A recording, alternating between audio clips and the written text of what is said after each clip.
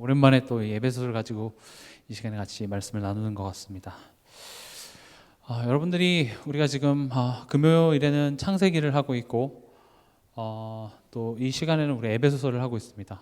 그냥 듣는 것도 좋지만 여러분들이 성경을 꼭 읽어 보시면서 여기서 하나님이 지금 나에게 주시고자 하는 말씀이 뭘까? 또 제목 자체가 삶 속에서 읽는 에베소서입니다. 이번 한 주간 동안 여러분들 삶 속에 있었던 일들, 또 그런 일들 앞에 내가 겪었던 갈등, 이제 그런 것들을 가지고 우리가 성경을 읽었을 때 이게 그냥 좋은 하나님의 말씀 정도가 아니라 살아서 내 삶 속에 역사하시는, 말씀으로 역사하시는 그 하나님이 나와 함께 하심을 여러분들이 체험하는 그런 귀한 시간 될 줄 믿습니다. 이 에베소서는 바울이 에베소 교인들에게 쓴 편지이자 또 그 작은 교회들에게 이렇게 돌려보면서 읽으라고 쓴 편지입니다. 이 편지를 쓴 이유는 우리 안에 역사하시는 하나님의 능력과 은혜가 얼마나 크고 놀라운지 우리로 하여금 알기 원해서 쓴 것이고요. 결국 우리의 삶이 힘들고 갈등이 많은 것은 이것에 대한 무감각함 때문에, 우리 안에 얼마나 큰 은혜가, 얼마나 큰 하나님의 능력이 우리 안에 역사하시고 또 역사하고 계시는지를 우리가 깨닫지 못한 까닭이다라고 얘기를 하고 있습니다. 그래서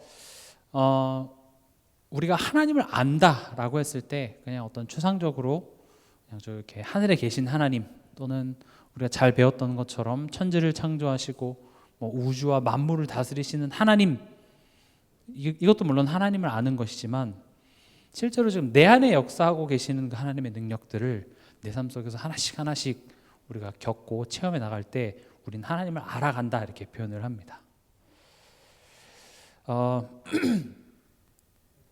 우리가 사실은 우리의 존재부터 또 우리가 하나님의 자녀된 것과 지금 우리가 이 자리에 와 있는 것, 이 모든 것이 결국은 그 우리 안에 역사하시는 하나님의 은혜의 열매입니다. 그래서 사실 우리는 자랑할 것이 없습니다. 오히려 내가 자랑할 것이 있고, 내가 얼마나 진심이며 내가 얼마나 복음에 대한 열정이 있는지를 자랑하고, 내가 복음에 얼마나 확실히 잘 붙잡고 있는지를 얘기한다는 것 자체가 내가 아직 하나님의 은혜를 모른다는 말이 됩니다. 진짜 복음을 알고 진짜 은혜를 아는 사람은요, 내가 얼마나 하나님의 은혜 없으면 답이 없는 사람임을 깨닫게 됩니다. 오늘 우리가 강단을 통해서 받은 말씀도 결국은 지금 예수님이 그렇게 그 여인을, 가나안 여인을 개라고 비유하고 그렇게 하셨던 이유는요, 그 여인한테 뭔가 하기 위함이 아니라 지금 그 전체 장을 보시면요, 그 전장에 바리새인들에게 복음을 얘기하려고 해도 그들은 알아듣지 못했죠.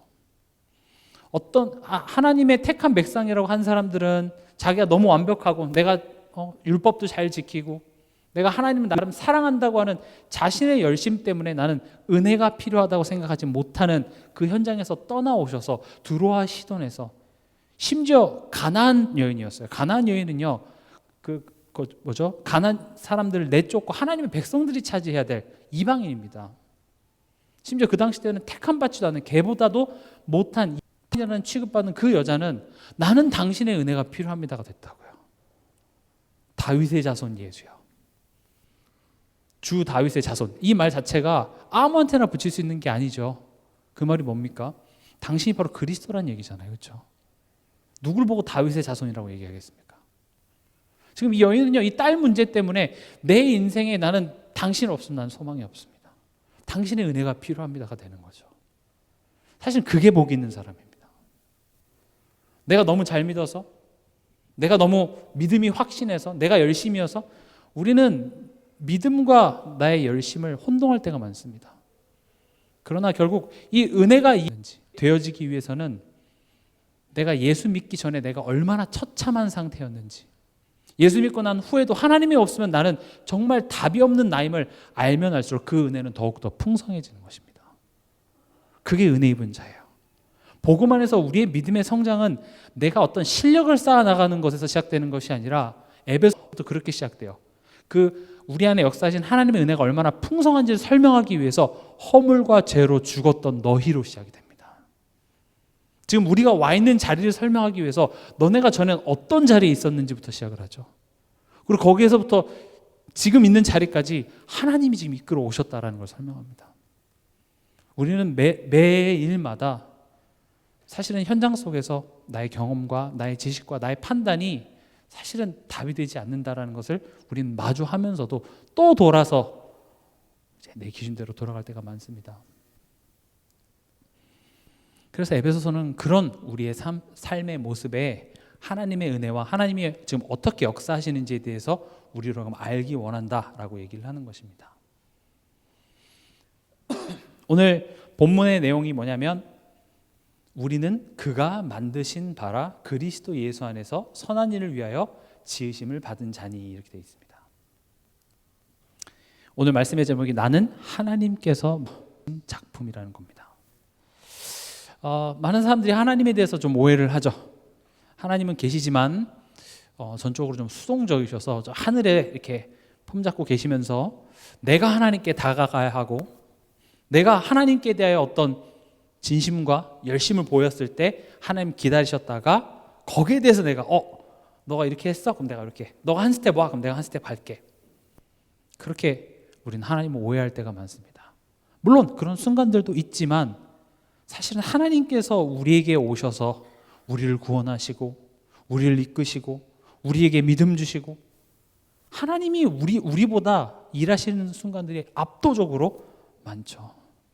그러나 우리는 어쩔 수 없이 모든 사람은 종교성을 가지고 있기 때문에 원인을 항상 나에게서 찾습니다. 내가 뭔가 하나님한테 해드려야 하나님은 또 주시고 내가 뭔가 잘못했기 때문에 내가 지금 이런 상황에 처해 있지 않나 하면서 원인을 자꾸 나에게서 찾는다고요. 근데 그게 우리의 본성이기 때문에 복음과 우리는 참 안 맞습니다. 복음은 나에게 원인이 있는 게 아니에요. 예수가 십자가에 죽으셨으므로 우리가 평안을 누리는 거예요. 원인이 나에게 있지 않습니다. 여러분들이 얼마나 뭘 꽉 붙잡았더니 이 역사가 일어나고가 아니라 하나님이 역사하심으로요. 성경을 보세요. 복음을 설명하는 것에 원인을 항상 무엇으로 갖다 두냐 하면 하나님입니다. 여러분들의 행위의 결과가 절대 아니에요. 그래서 자랑할 수가 없습니다. 왜냐, 내가 한 게 없거든요. 오히려 못했는데, 내가 실수했는데, 우리가 어느 정도 무지하고 어리석냐? 실수했는지도 몰라요.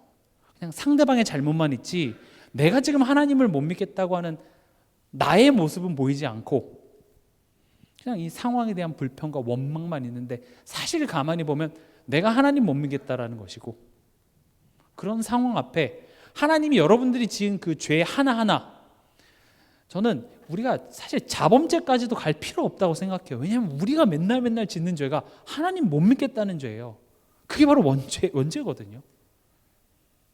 아담과 하와가 다른 죄 지은 게 아니잖아요. 하나님 못 믿겠다 했어요. 어떠십니까? 이번 한 주간 동안 하나님 잘 믿으셨습니까?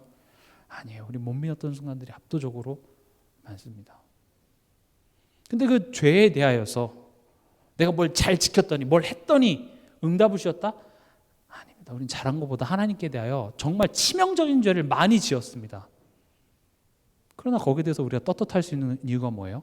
예수가 우리의 죄에 대하여 죽으셨기 때문에, 죄의 그 죄책을 하나도 남김없이 깨끗하게 십자가에서 해결하셨기 때문에, 죄에 대하여 죽은 자가 됐기 때문에 우린 그 공로를 힘입음으로 말미암아 오늘도 우리는 하나님을 아빠 아버지라 부를 수 있다고요.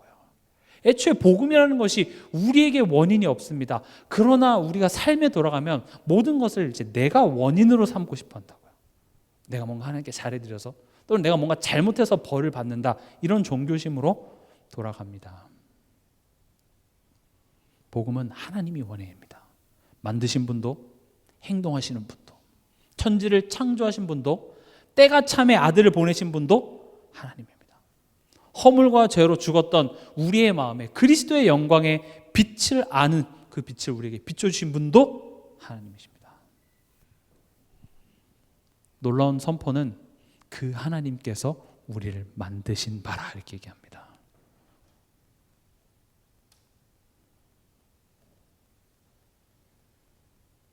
잘 나오네.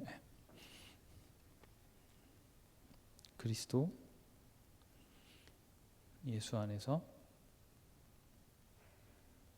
만드신 작품입니다. 여러분 한 사람 한 사람이 그리스도 예수 안에서 하나님께서 만드신 작품입니다. 고린도후서 5장 17절에 누구든지 그리스도 안에 있으면 새로운 피조물이라. 그리스도 안에 있다라는 게 무슨 말입니까? 그리스도와 연합된 자를 의미합니다. 어떤 새로운 피조물이죠? 죄에 대하여 죽은 자입니다. 그리고 그리스도와 연합하여 하나님께 대하여 살아있는 자죠. 여러분, 연합이라는 말이 얼마나 놀라운 말이냐면 하나님이 이제 여러분들을 볼 때 죄인 보듯이 보시지 않으시겠대요. 여러분들을 볼 때 그리스도를 바라보듯, 성자 하나님을 바라보듯 바라보겠다는 것이 그리스도와 연합됐다라는 말입니다. 여러분들을 바라봤을 때 방금 하나님 못 믿겠다고 막 불평하는 내 모습을 보면서 죄를 짓지 않은 존재처럼, 죄에 대해 전혀 모르는 사람처럼 나를 봐주시겠대요. 그게 그리스도와 연합된 나라는 축복입니다. 이해가 안 되죠. 난 방금 죄 졌는데 죄를 모르는 사람처럼 나를 보겠대요. 우리 에베소서 2장 5절에 6절 보면은요, 우리 지난 시간에 했었죠. 허물로 죽은 우리를 그리스도와 함께 살리셨고 너희는 은혜로 구원을 받을 것이라. 또 함께 일으키사 그리스도 예수 안에서 함께 하늘에 앉히시니.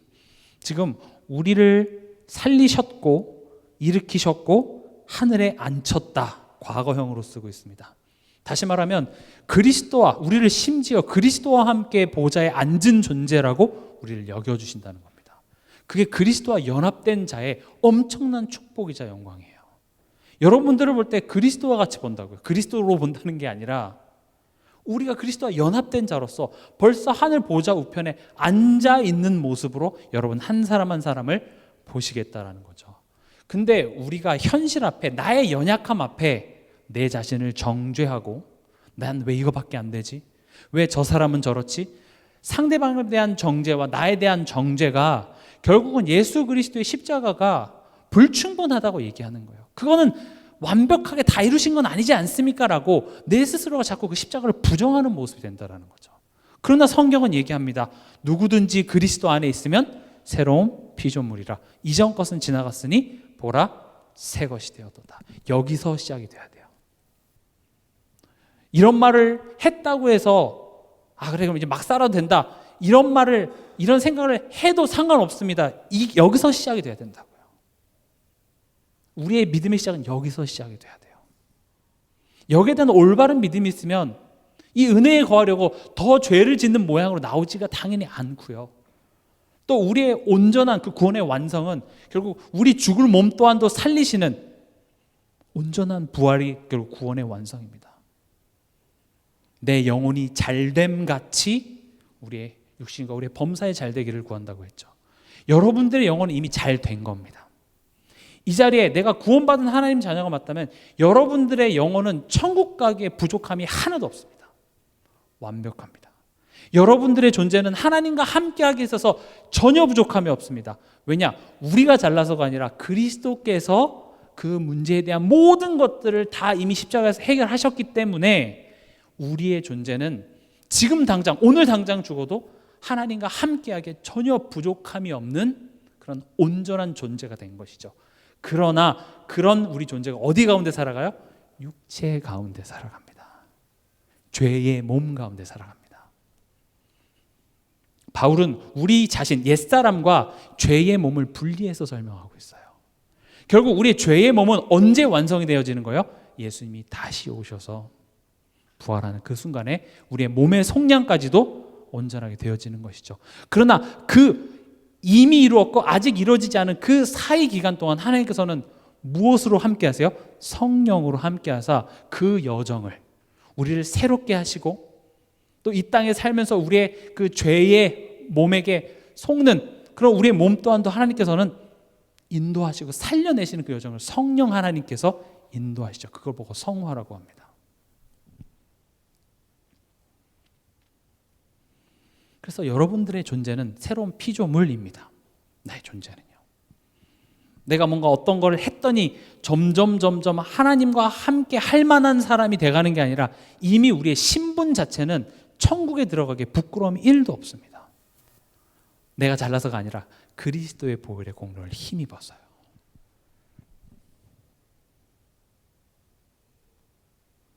우리는 위대한 예술가이신 하나님의 작품입니다.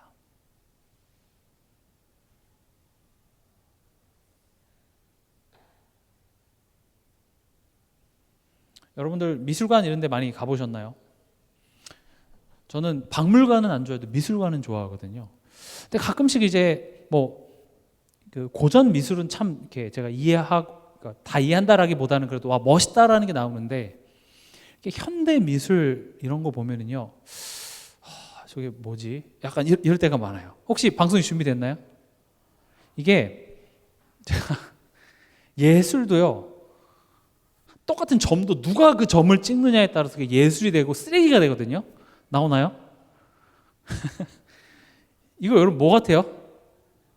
바나나에 박스 테이프 붙인 거죠. 이게 마우리치오 카텔란이라는 사람이 한 건데, 이게 얼마라고 돼 있어요? 1억 얼마에 팔렸어요. 이거 여러분 사겠습니까 이거? 야, 갖고 오세요 바나나. 제가 5천 원만 줘서 제가 만들어 드릴게요. 1억 얼마예요? 1억 얼마. 이해가 안 되죠. 또 다른 거. 여러분 이거 소변기예요, 남자. 이거 예술 작품이에요. 이해가 돼요? 아니 나는 몇만 원 주고 비싼 미술관 티켓을 끊어서 갔는데 이 바나나가 벽에 붙여 있고요, 소변기가 있고, 뭐지? 근데 이게 스토리를 읽어보면 뭐 또 그런 것 같기도 해요. 그리고 제가 또 원주에 있는 그 뮤지엄 산이라는 거기 갔었는데, 거기서도 미술 전시관을 딱 들어갔는데 천장에 네모나게 구멍 하나 뚫어놨어요. 그게 다예요. 아니 이건 잘못 찍은 거 아닌가? 건물 안에다 구멍 하나 뚫어놓고 그 구멍 안에 있는 하늘이 작품인 거예요. 뭐야 이거, 나도 예술하겠어요, 그렇죠? 근데 누가 그것을 만들었냐에 따라서, 똑같은 점도 누가 찍었냐에 따라서 그 예술 작품이 되고 하나는 쓰레기가 되는 거죠. 그래서 실제적으로 그 사회과학자가 그런 실험을 했다고 합니다. 어떤 그 어린애 보고 아무 그림이나 유치원 애들 보고 그리라고 해놓고 그걸 멋있는 액자에다가 딱 담아서 이렇게 미술관에다 딱 전시해 놓으니까 사람들이 막 사진 찍고 막 거기에 대해서 막 평가하고 난리가 났는데, 사실 뭐예요? 유치원 애들이 그려놓은 그림인 거죠. 포인트는 뭐냐면 누가 예술가냐는 거죠. 애들이 그리냐 아니면 피카소가 그리냐, 거기에 따라서 똑같은 점이고 똑같은 물감이고 똑같은 종인데 가치는 달라지는 겁니다. 여러분 한 사람 한 사람은 예술가이신 하나님의 작품입니다. 그리스도 안에서 새로운 피조물로 하나님께서는 재창조하신 여러분들은 작품인 것입니다. 하나님이 어떻게 작품을 만들어 가시는지 성경을 통해서 우리는 확인할 수 있죠. 우리가 가장 요즘에 많이 얘기하고 있는 아브라함입니다. 아브라함을 뭘로 만듭니까? 믿음의 조상으로 만들어내십니다. 사실 우리 삶 속에 매일 찾아오는 염려와 두려움은요, 결국 실력 있는 예술가이신 그 하나님의 실력에 대해서 내가 이제 신뢰하지 못하는 문제가 되는 것입니다. 금요일 날에도 제가 그런 예를 들었는데, 허리가 아파서 물리치료 받으러 갔는데 그 물리치료사가 누가 봐도 너무 허접한 거죠. 막 밥 먹고 있고 조명도 막 껌뻑껌뻑하고, 우리끼리도 껌뻑껌뻑하지만 그러니까 좀 불안한 거예요. 그래서 이제 내 몸을 이렇게 하는데 이게 맞나, 또 아프니까 이게 좀 잘못되는 것 같아요. 이러다가 척추 부러지는 거 아닌가 싶기도 하고요. 근데 또 강남 한복판에 있는 그 유명한 그 아주 비싼 빌딩에 들어가는 데부터 벌써 막 세련된 인테리어에 벽에 어디 유명한 학교 졸업장 걸려 있으면 어떻습니까? 벌써 그냥 내 몸을 맡기죠. 아프면 원래 그런 거 아닌가 싶기도 하고, 이렇게 아프면 좀 못 참는다 그럴까 봐 막 참고 막 이러잖아요. 왠지 더 잘하는 것 같고. 왜 그래요? 이 물리치료사에 대한 내가 그 실력에 대해 의심이 없으니까 그냥 온전히 원래 이렇게 되는가 보다 이렇게 받는 거죠. 지금 하나님이 여러분들의 인생을 구원해서, 하나님이 여러분들의 인생을 하나님 없을 때 살아가는 것에 익숙해 있던 여러분들의 그 죄의 몸을 지금 올바른 방향으로 하나씩 교정해 나가고 있는데 아픈 거예요. 이거 돌팔이 아니야 이거. 그래서 하나님 못 믿겠다. 제가 그냥 집에 가서 스트레칭 할게요. 이렇게 되는 거죠. 여러분들의 인생을 지금 작품으로 만드시는 분이 누구라고요? 하나님이시라고요. 그 하나님을 신뢰하는 것, 그걸 보고 하나님과의 관계를 회복한다 이렇게 얘기합니다.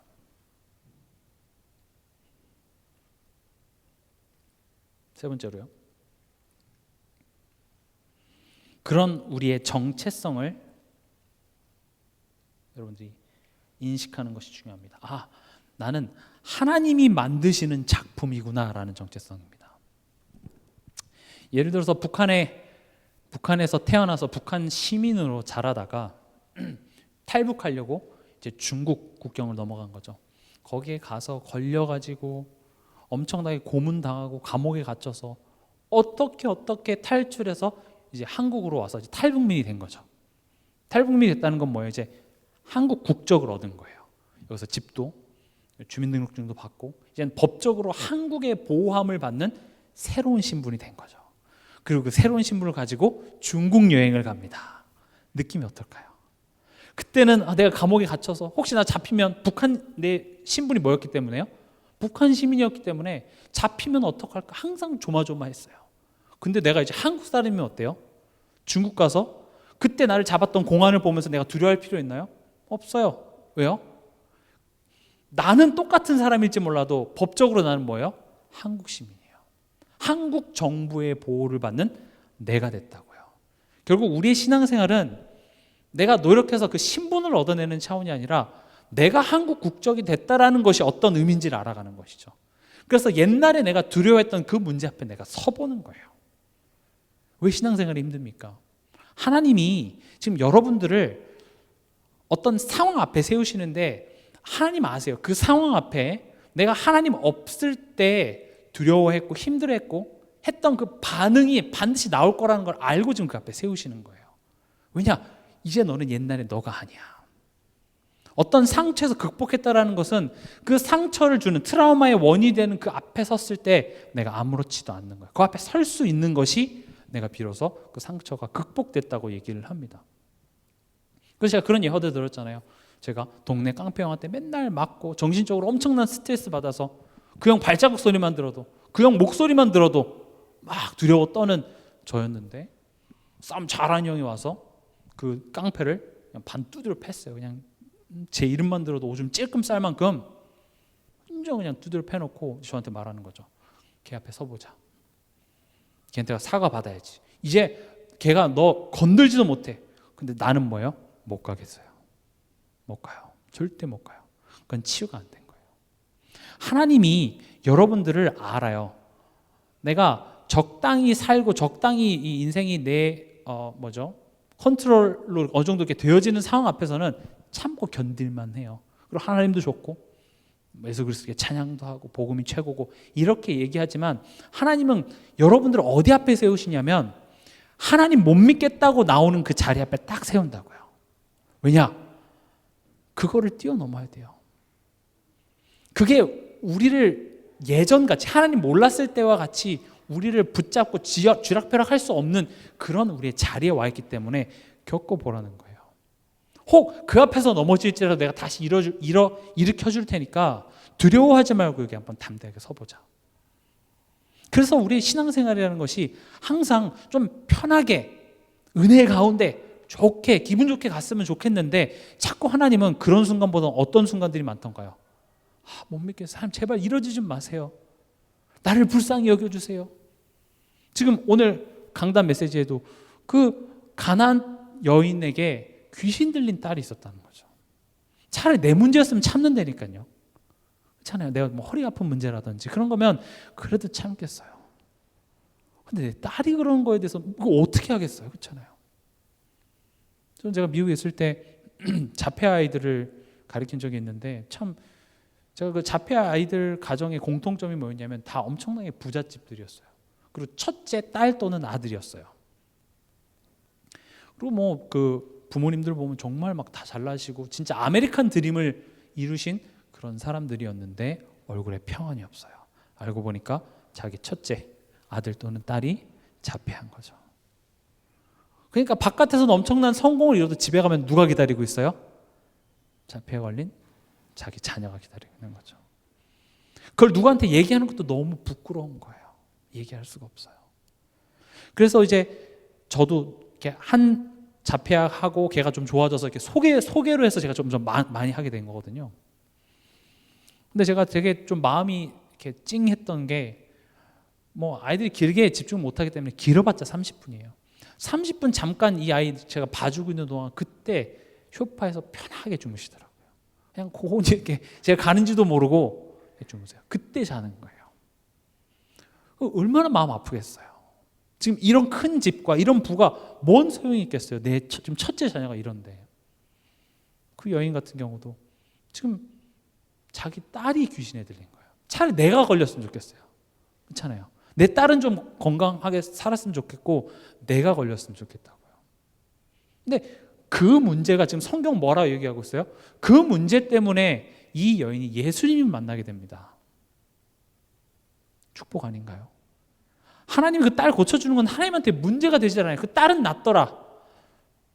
예수님이 뭐 어떻게 해서 그 막 딸이 막 드라마틱하게 막 이렇게 걷고 낫고 이런 장면 없고요. 그냥 되게 덤덤하게 딸은 그냥 그렇게 나았어요. 그러나 성경은 딸에 집중하는 게 아니라 누구에게 집중하고 있어요? 이 엄마에게 집중하고 있어요. 지금 하나님께서는 이 문제를 가지고 어떤 문제, 그냥 내가 기도해주면 감사하고 안 해줘도 제가 버티겠습니다라는 문제가 아니라 이거 아니면 안 되는 거예요. 눈 돌아가는 그 문제 앞에 나를 딱 갖다 놓고 그것으로 내가 예수님이 역사해 주지 않으시면, 하나님 은혜 아니면 나는 불쌍한 존재입니다. 나는 개보다 못합니다. 벌레 같은 날 위에 왜 보혈 흘렸나라는 찬양처럼 정말 은혜 입은 자는요, 하나님의 은혜 없으면 난 아무것도 아닙니다 라는 것을 그냥 하나님 앞에 찬양하는 식으로 하는 차원이 아니라 정말 뼈저리게 느끼게 돼요. 내 능력도 내 경험도 이 하나님이 역사하지 않으면 아무런 의미가 없다라는 것을 철저하게 우리로 하여금 깨닫게 하십니다. 거듭 말씀드리지만 오직 예수 되게 하는 방법을 하나님께서는 여러분들에게 오직 예수, 오직 예수, 오직 예수 이렇게 얘기해서 오직 예수를 만드는 게 아니라 내가 가지고 있는 패를 다 소진할 때까지, 내가 정답이라고 붙잡고 있었던 그게 정답이 아님을 우리로 하여금 확인케 해서, 그렇지 않습니까? 여러분 나름대로 우리 모두가 다 믿는 구석들이 조금씩 다 있어요. 내가 지금까지 모아놓은 돈이라든지 뭔가 그래도 하나님 역사 안 하시면 그래도 제가 알아서 살아야 될 나만의 믿는 구석이 있다고요. 그거 어떻게 오직 예수 만듭니까? 다 소진시켜버리면 돼요. 주여 도와주세요. 나 정말 아무것도 없습니다. 눈에 뵈는 게 없습니다. 하나님밖에 없습니다. 근데 하나님 그렇게 만들으세요. 이스라엘 백성들도 홍해 앞에 세워놓고 뒤에 누가 쫓아와요? 바로군요. 뭘 어떻게 해요? 여기서 모세 원망한 대로 할 수 있겠어요? 뭐 싸워볼까요? 할 수 있는 게 아무것도 없는 나의 한계에 딱 마주하게 하시고, 여러분들이 구원받은 게 맞다면 그 상황 앞에서 하나님께서는 우리가 상상하지 못한 크고 은밀한 일들을 이뤄내시는 것입니다. 우리의 정체성, 나는 하나님의 은혜 안에 붙들림 바 된 자입니다. 하나님이 친히 여러분들을 택하시고 작품으로 만들어 가십니다. 아까 보였던 그 사진처럼 바나나에 테이프 대충 붙여갖고 작품 이렇게 얘기하는 게 아니라 정말 누가 봐도 작품인 것처럼. 쉽게 말하면 여러분들이 국가대표가 되기 위해서 해서 국가대표가 된 거예요. 그럼 이제 국가대표 됐으니 다 이루었다 하고 집에 가서 쉽니까? 아닙니다. 국가대표가 되는 순간부터 이젠 새로운 인생이 시작이 되죠. 정말로 그 금메달이라는 영광을 따기 위해서 더욱더 게을리하지 않고 열심히 운동을 하게 되는 새로운 삶이 시작되는 것이죠. 다시 말하면 우리가 누군지를 알면 알수록, 하나님의 은혜 가운데서 내가 어떤 자임을 알면 알수록 그 신분에 합당한 삶이 나오게 돼 있어요. 이해가 되십니까? 앞서 말씀드렸던 것처럼 우린 죄에 대하여 죽었고, 극단적으로 얘기하면 우리가 어떤 행동을 하느냐에 상관없이 우리는 하나님의 자녀이고 그것을 취소할 수 있는 것은 없습니다. 사실은 우리가 그거를 생각하지 못해도 우리는 가장 극단적인 행동을 매일 하고 있어요. 어차피 하나님 못 믿겠다는 죄를 매일 지고 있기 때문에 어차피 우린 그걸 알고 있죠. 그러나 거기에 머무르는 것이 아니라 그런 나를 구원하시고 살리시고 나를 빚어가시는 그런 내가 은혜 입은 자임을 안다면 우리의 삶은 거기에 머물러 있을 수가 없어요. 괜찮다에 머물러 있는 것이 아니라 더 이상 죄의 종로로 타는 삶이 아니라 이제는 하나님을 적극적으로 의지하는 삶을 살아가게 되어 있습니다. 그래서 성경에 보면 죄의 몸에 순종하지 말라라고, 그게 우리가 싸워야 될 영적 싸움이에요. 뭐 어떤 대단한 눈에 보이지 않는 어떤 영적인 것을 너의 실력으로 싸워 이겨내라는 것이 아니라 그건 내가 십자가에서 이미 세상을 이겼기 때문에 우리에게 요구하는 것은 몸의 사욕에 순종하지 말라는 거예요. 뭐 경건하게 살아라 그런 차원이 아니라 결국 그 과정 속에서도 그런 요구가 우리 힘으로 안 돼요. 그것조차도 누구의 은혜를 힘입어야 돼요? 성령의 은혜를 힘입어야 되는 것이죠. 그러면 두 번째로 하나님께서 만드시는 방법입니다.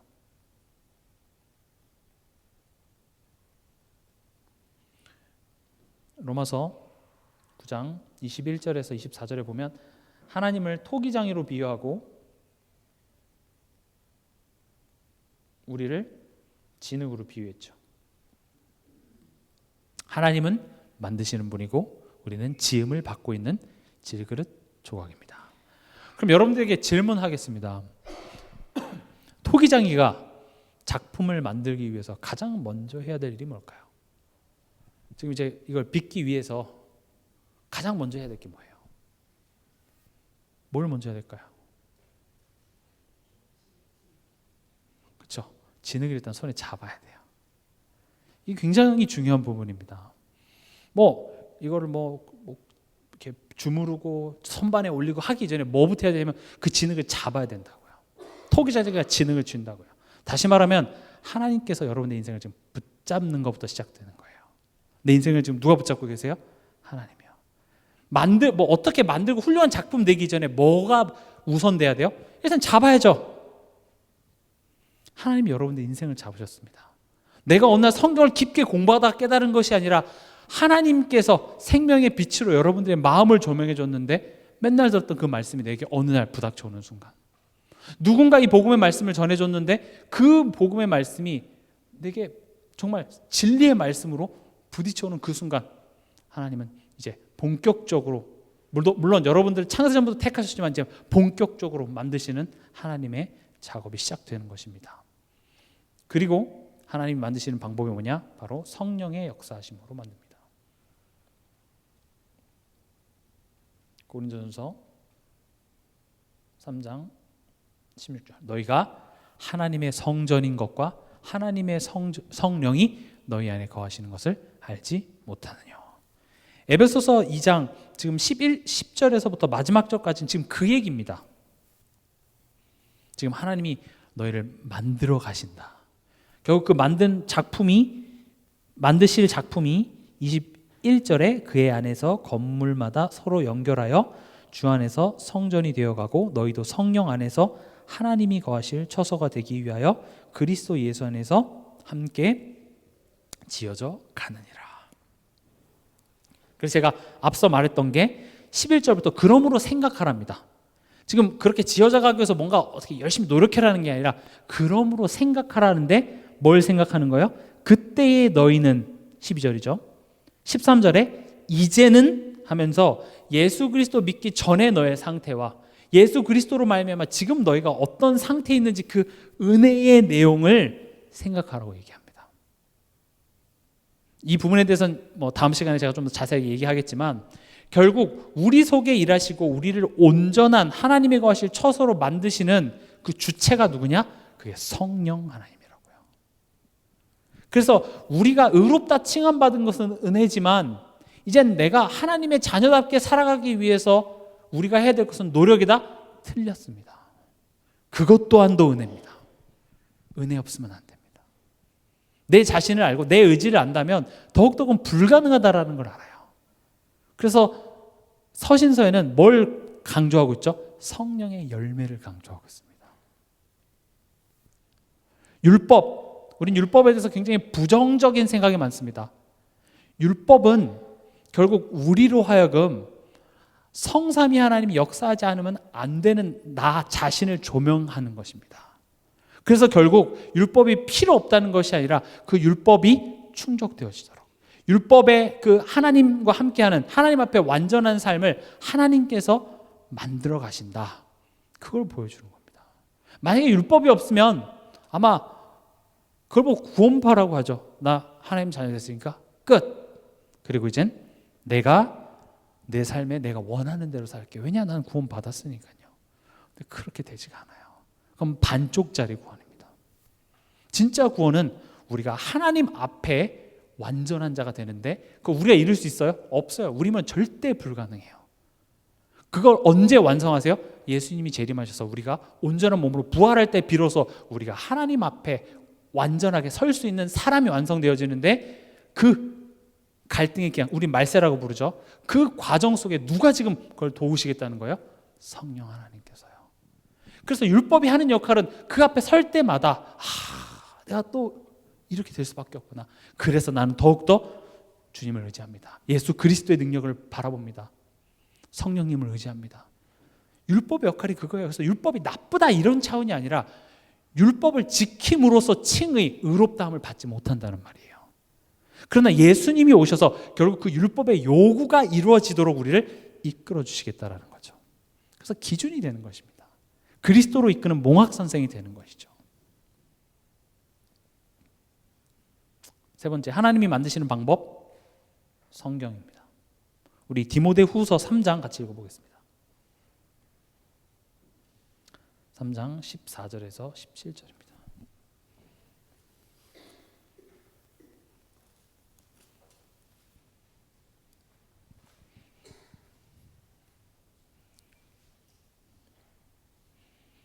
같이 읽겠습니다. 그러나 너는 배우고 확실한 일에 거하라. 너는 내가 누구에게서 배운 것을 알며 또 어려서부터 성경을 알았나니 성경은 능히 너로 하여금 그리스도 예수 안에 있는 믿음으로 말미암아 구원에 이르는 지혜가 있게 하느니라. 모든 성경은 하나님의 감동으로 된 것으로 교훈과 책망과 바르게 함과 의로 교육하기에 유익하니 이는 하나님의 사람으로 온전하게 하며 모든 선한 일을 행할 능력을 갖추게 하려 함이라. 좀 집중해 보고 싶은 부분은 17절입니다. 성경은 하나님의 사람으로 온전하게 하며 모든 선한 일을 행할 능력을 갖추게 한대요. 지금 우리가 가는 여정이 뭐예요? 우리가 하나님 앞에서 온전해지는 것이죠. 온전해지는 방법이 뭐래요? 성경이에요. 이 성경 말씀은 하나님이 성도를 온전하게 만들어 가시는 하나님의 방법이에요. 물론 하나님은 이 방법 없이도 하실 수 있으나 하나님께서 이 방식으로 하시기로 결정하셨기 때문에 우리는 말씀을 통하여서 하나님을 알아가고요. 말씀이 우리에게 얘기해 주지 않았으면 2000년 전에 또 첫 아담이 그런 범죄를 저질렀다는 거 우리가 알 수 있을까요? 알 수 없죠. 그러나 하나님은 성경을 통해서 우리에게 알려주셨습니다. 저는 우리의 신앙생활 속에 성경이 풍성하길 바랍니다. 성경을 무조건 양적으로 많이 읽는 것이 답이다 이런 차원은 아니지만 적어도 이번 한 주간의 강단 말씀의 그 본문의 성경만큼은 여러분들이 좀 깊게 묵상해 보셨으면 좋겠습니다. 특히 우리가 1년의 주제가 있고 또 한 달의 주제가 있으며 그 한 주간에 강단 말씀의 제목이 있죠. 그걸 가지고 여러분들이 성경을 묵상해 보세요. 그리고 그 묵상하면서 질문이 나는 것, 이건 왜 이럴까? 또 내 삶을 거기 가지고 와서 대입해 보고 내가 이 여인이었으면 어떻게 했을까? 예수님은 왜 이 여인에게 이런 말을 했지? 제자들은 왜 이런 질문을 했을까? 여러분들이 그렇게 질문하면서 묵상해 보세요. 그리고 제가 말씀드렸죠. 성경 읽기 전에 꼭 기도하시라고요. 성령 하나님께서 지금 내 마음에 눈을 영안을 열어주사 나에게 깨달음을 주시옵소서. 결국 성경으로 성경과 내 삶과 내 인격이 이게 확인되어지지 않으면요, 어떤 훌륭한 메신저나 목사님이 요약해서 해준 내용은 우리에게 그 순간은 명쾌할 수 있으나 결국 그게 내게 되는 과정은요, 내 삶 속이에요. 요즘 유튜브에 드라마 막 몇십 부작을 이렇게 10분에 요약해서 보기 이런 거 있잖아요. 영화. 저도 옛날에 그거 자주 봤는데 영화라든지 이런 거를 10분, 15분짜리를 요약해줘요. 그거 보고 봤다. 물론 봤죠. 근데 그 영화의 그 멋있는 그런 미장센이라든지 멋있는 순간, 음악 이런 거 다 놓치고 그냥 보게 되는 거죠. 우리가 신앙생활은 그렇게 미리 보기 요약본 이렇게 해서 내게 되질 않아요. 신앙생활이라는 것은 내가 말씀을 붙잡았는데 말씀과 맞지 않는 현실 속에서 내가 하나님께 질문하고 갈등하며 죽여주시옵소서, 몰라요, 도망가고 하나님 찾아오고 뒤죽박죽 하는 그런 과정 속에서 내게 깨지고 하나님이 하나님의 사람으로 나를 자꾸 바꿔가시더라는 거죠. 그런 여정 속에 성경이 어떤 역할을 한대요? 하나님의 감동으로 된 것으로 교훈과 책망과 바르게 함과 의로 교육하기에 유익하니. 책망도 들어있습니다. 좋은 말만, 힘내, 하나님 사랑하셔만 있는 것이 아니라 책망도 있습니다. 내가 지금 잘못된 길로 가고 있을 때는 지금 잘못됐다고 성경을 통해서 우리에게 깨달음을 주시는 것이죠. 그래서 여러분들이 성경을 자꾸 가까이 하시는 습관을 꼭 기르시기 바랍니다. 제가 다른 건 이렇게 안 해도 적어도 우리가 그 단체 카톡에 그 강단 말씀이 주보가 미리 하루 전에 올라오잖아요. 그럼 내일 목사님께서 주실 그 강단 말씀에 대한 본문 내용만큼은 우리 한번 미리 읽어보자는 거죠. 그리고 조금 더 바라는 거는 예를 들어서 금요 치유 전도학교 때라든지 이런 에베소서를 할 때 여러분들이 한번 읽어보시고 나는 여기서 지금 하나님 뭘 얘기하는 것 같지? 한번 생각해 보고 오셔서 여기서 들으면 굉장히 그런 은혜들이 더욱더 풍성합니다. 그래서 여러분들이 내가 구원받고 하나님 자녀 끝 이렇게 되지 않아요. 신앙생활은 우리가 하나님이 우리 삶 속에 우리 인생을 이제 붙잡아서 만들어 가시는데 성령의 역사하심을 우리가 의지해야 되며 또 성경을 통하여서 우리를 온전하게 만들어 가겠다고 하셨으니 우리는 성경을 가까이 하는 게 맞습니다. 성경 많이 읽는다고 된다, 그런 그 율법적인 차원이 아니라 성경을 통해서 하나님이 우리를 온전케 하시는 방법이라고 성경에 써 있으니 우린 그것을 의지해야 되는 것이 맞죠. 우리 에베소서 4장 한번 보겠습니다.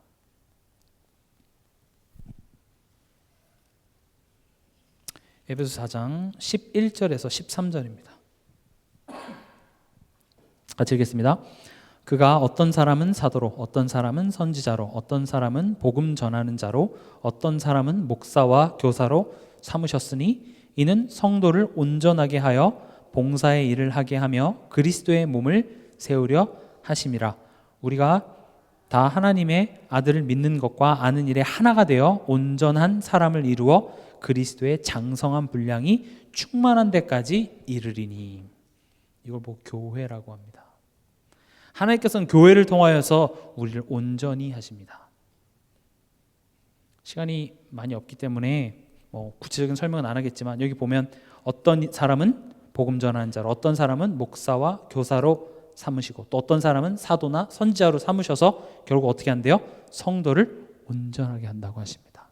그래서 저는 하나님이 만나게 하신 이 교회라는 만남, 우리가 세운 이 건물, 사람이 만든 조직이 완전하다는 것이 아니라 하나님이 세상 가운데서 불러 모아서 만든 이 교회, 이 안에서의 만남, 이걸 통해서 하나님께서 우리를 온전하게 하신답니다.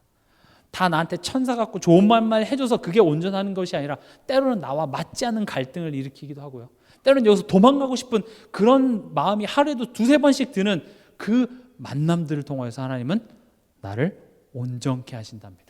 그 교회의 비밀이 앞으로 차차 우리 에베소서를 통해서 보겠지만 우리 삶 속에 더욱더 풍성하길 바랍니다. 마지막으로 이 성도의 삶을 통해서 하나님께서는 우리를 온전히 나가신다고 하십니다. 히브리서 12장에 보면 하나님께서 사랑하시는 자녀에게 고난, 갈등 허락하신다고 합니다.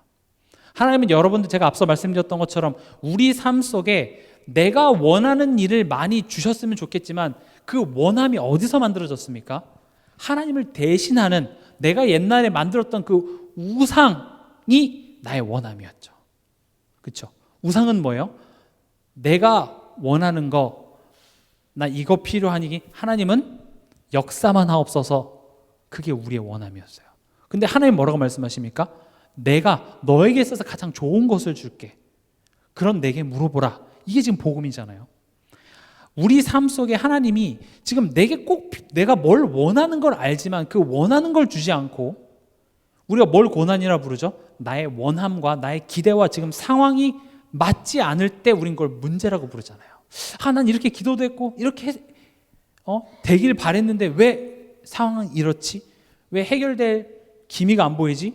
또 한 문제 해결되면 또 그 다음 문제가 왜 또 따라와서 날 이렇게 자꾸 힘들게 하지가 우리 삶 속의 고난이나 지금 그건 되게 근시적인 것으로 보지만 큰 것으로 봤을 땐 지금 우린 누구 손에 붙들려 있는 거예요? 하나님의 손에요. 왜 하나님께서 지금 이런 문제를 허락하시죠? 결국은 우리를 하나님의 작품으로 만들기 위해서 때로는 필요하다면 우리에게 연단을 허락하시고요. 왜냐? 그게 우리에게 좋은 것이기 때문에요. 결국 성경이 말하고자 하는 것은 하나님이 답이다예요.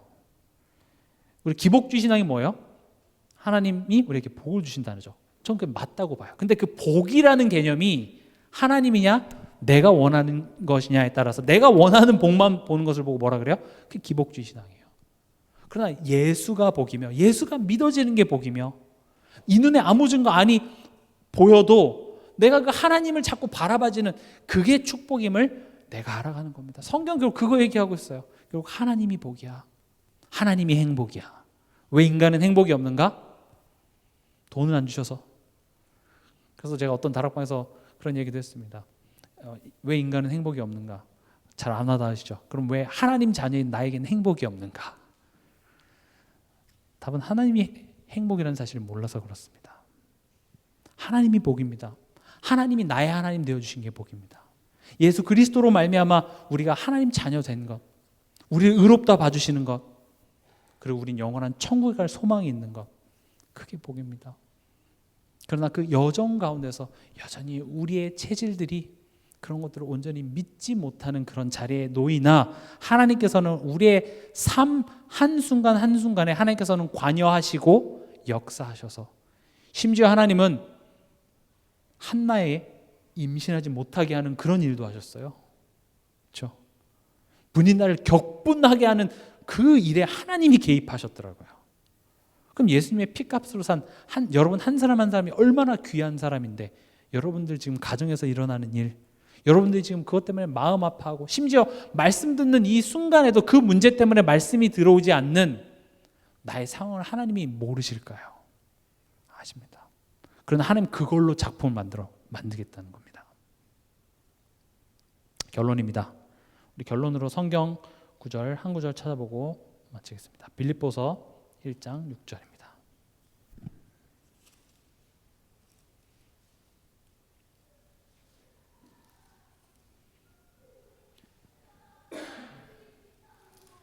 빌립보서 1장 6절 다 같이 합독하고 마치도록 하겠습니다. 같이 읽겠습니다. 너희 안에서 착한 일을 시작하신 이가 그리스도 예수의 날까지 이루실 줄을 우리는 확신하노라. 아멘.